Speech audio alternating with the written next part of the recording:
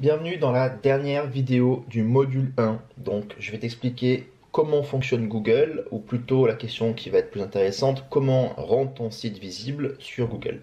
En tant que consultant en référencement naturel, c'est une des premières choses que j'explique à mes clients. Si on veut travailler le référencement naturel de son site web, acquérir plus de visibilité, plus de trafic, il existe des tas de techniques SEO et des critères à prendre en compte. Le truc, c'est que si tu ne sais pas en amont comment fonctionne Google, tout ça, ça va te servir à rien. Pour moi, c'est donc la première question à se poser avant de travailler ton référencement naturel. Et c'est vraiment bien de le faire maintenant, avant qu'on ait terminé vraiment la conception de ton site web. Comme ça, tu pourras mieux comprendre le processus. Donc, pour simplifier tout ça, Google, c'est 3 étapes. On a le crawl, l'indexation et le classement. Le crawl, en fait, c'est un nom un petit peu barbare qui se traduit simplement par visite ou analyse. La première étape, c'est donc l'analyse de ton site web. En fait, Google va envoyer des robots sur ta page d'accueil qui vont aller faire comme font les internautes, c'est-à-dire ils vont visiter les pages et ils vont cliquer sur les liens pour naviguer sur toutes les pages du site web. Ça, c'est la première étape. Google envoie des robots pour naviguer sur toutes les pages du site web. Deuxième étape, les robots, ils vont vérifier chaque page une à une et ils vont vérifier que toutes ces pages respectent bien les critères de Google. Dans la plupart des cas, toutes les pages sont bien indexées. Donc par exemple, est-ce que la page elle est bien accessible? Elle n'est pas en erreur. Donc si elle est en erreur, elle ne va pas être indexée. Si tout va bien, elle va être indexée dans le moteur de recherche. Indexée, ça veut dire que à partir de maintenant, elle est visible dans les résultats de recherche de Google. L'internaute peut trouver la page. Et enfin, une fois que la page est indexée dans le moteur de recherche, Google va la positionner suivant les mots-clés que tapent les internautes. Donc c'est là où on va parler de position.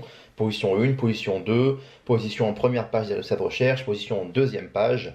Donc c'est là qu'intervient le classement. Donc pour résumer comment fonctionne Google rapidement, il analyse l'ensemble des pages de ton site web via ces robots qu'il envoie sur la page d'accueil. Il vérifie que ces pages sont bien adaptées pour le web, qu'elles respectent tout un tas de critères, puis il finit par les classer par pertinence. Voilà comment fonctionne Google et tu vas voir dans le module 2 qu'on peut contrôler chaque étape du fonctionnement de Google. Donc ça, c'est la première chose. Comment fonctionne Google? Ensuite, en termes de référencement naturel, comment on fait pour rendre visible un site web via le référencement naturel? Donc il y a 4 piliers du référencement naturel qu'il faut prendre en compte. D'abord, on a l'aspect technique. Ensuite, l'expérience utilisateur, très important. Le contenu. Et enfin, les recommandations. On commence par le premier qui est l'aspect technique du site web. Alors améliorer ton référencement naturel, ça passe forcément par une première étape qui est la bonne conception du site web. C'est pour ça qu'on regarde cette vidéo maintenant et qu'on terminera de créer ton site web dans le module 2. Alors en fait, le référencement, c'est pas bien compliqué.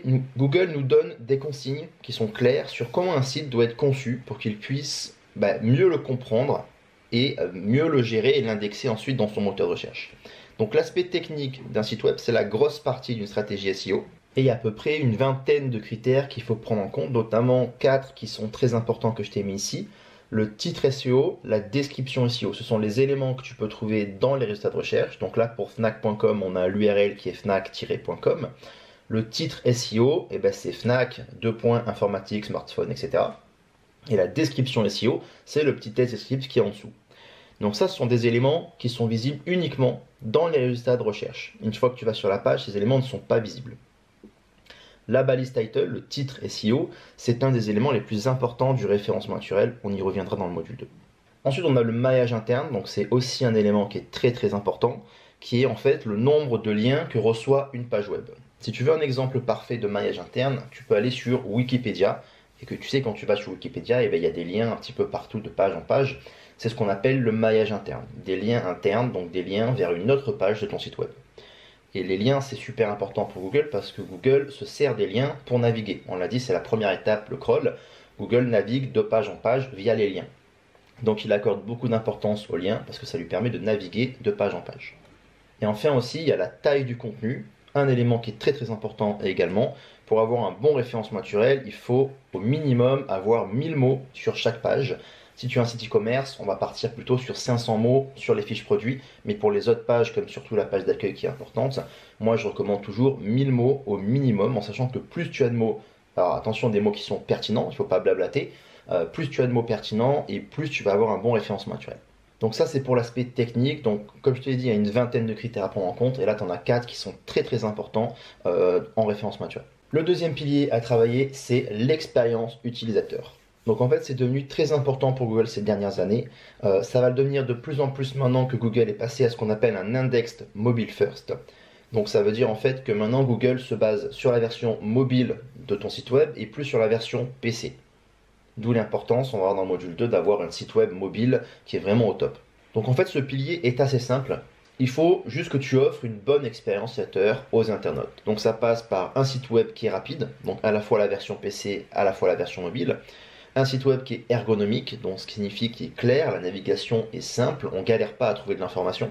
Et un site forcément qui est compatible sur tout support, qu'on peut accéder depuis n'importe où dans le monde, sur un PC, sur une tablette, sur un smartphone, de n'importe quelle marque ou n'importe quel navigateur.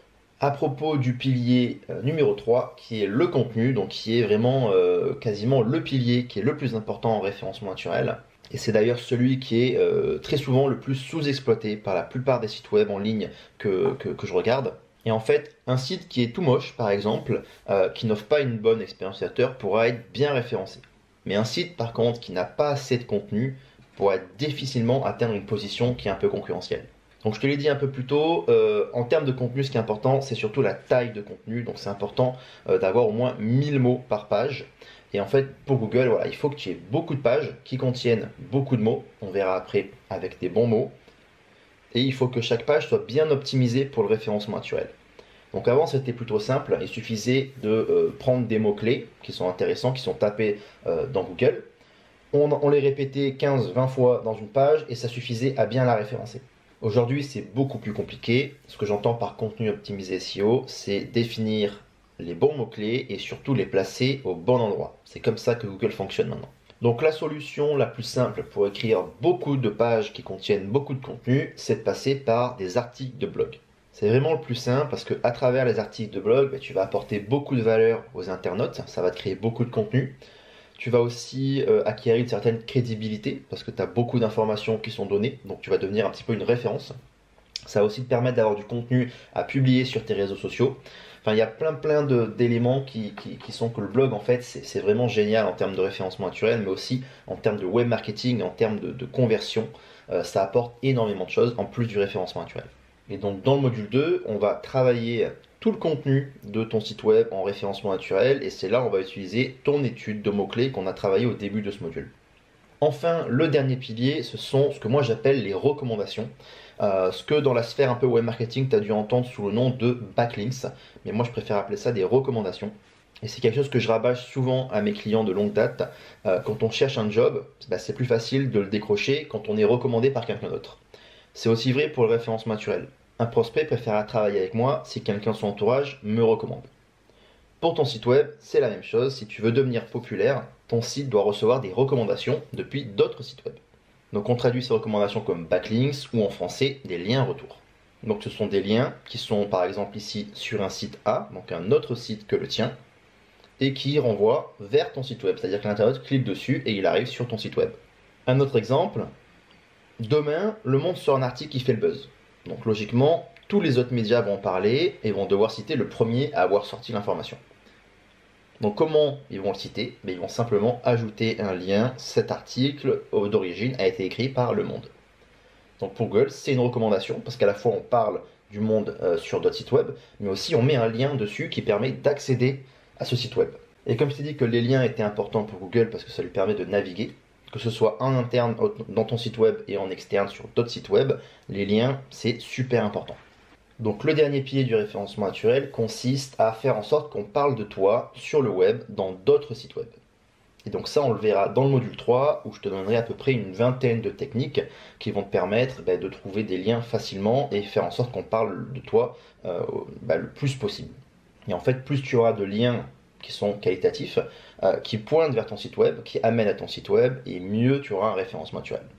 Donc on a vu les 4 grands piliers du référencement naturel. Ça va être super important de travailler les 4 grands piliers. Ça sert à rien de travailler un seul pilier, par exemple que le contenu ou que l'aspect technique. C'est vraiment les 4 qu'il faut travailler si tu veux avoir de la visibilité. Ça sert à rien de travailler un seul. Et enfin, pour conclure, tu dois comprendre une chose, c'est-à-dire qu'est-ce que veut Google. C'est vraiment la clé du référencement naturel, qu'est-ce que veut Google.